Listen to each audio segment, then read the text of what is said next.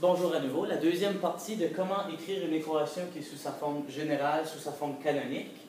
On voit ici la grosse différence, le A est plus 1. Donc, qu'est-ce qui va arriver dans ce cas-là? Il y a seulement une étape de plus. Ce qu'on va faire avant de débuter le problème, on va diviser chaque membre par ce terme-là. Donc, on va diviser par moins 2. Et là, on va voir qu'est-ce que ça fait. Donc, du premier côté, ça nous donne y divisé par moins 2. C'est correct de le rester comme ça. On va voir tantôt qu'est-ce que je vais faire avec ça. Ici, ça fait x carré. Ça divisé par moins 2, ça fait moins 10x. Et ça divisé par moins 2, ça fait moins 6. Et rendu ici, on fait exactement les mêmes étapes que lorsque le A est 1. Donc, on va aller voir, est-ce que j'ai un trinôme carré parfait ici? Le petit truc que j'ai donné tantôt, dans la vidéo précédente, c'est qu'on va aller voir si la moitié de ça au carré, ça nous donne moins 6. Sinon, ben, on va inventer nous autres mêmes notre trinôme carré parfait. Donc, je vérifie.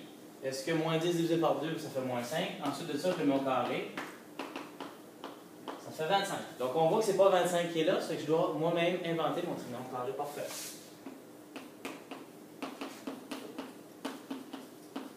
Comment on fait ça? Ben, on prend le 25, on le met, c'est ça que ça nous permet.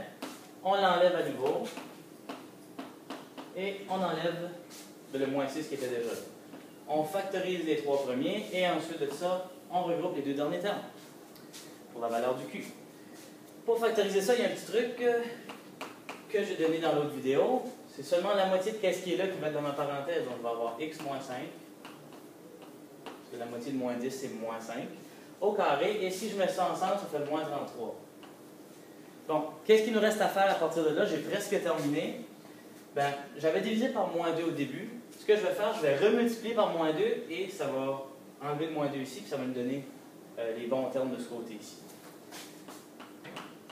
Donc, je remultiplie par 2. Ça fait que je prends mon moins 2. Ici, ça va seulement me donner y, que j'ai multiplié par moins 2.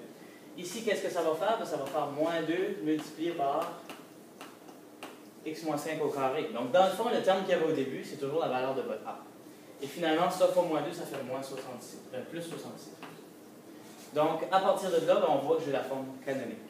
Ça fait que, je répète, si vous avez un A qui est différent de 1, tout ce que vous faites, vous le divisez au début, vous le placez ce côté ici, vous faites le même travail que d'habitude, et juste à la fin, dernière étape, vous remultipliez par cette valeur-là, juste pour avoir seulement le Y, pour avoir la forme canonique. J'espère que ça vous a aidé. Merci beaucoup.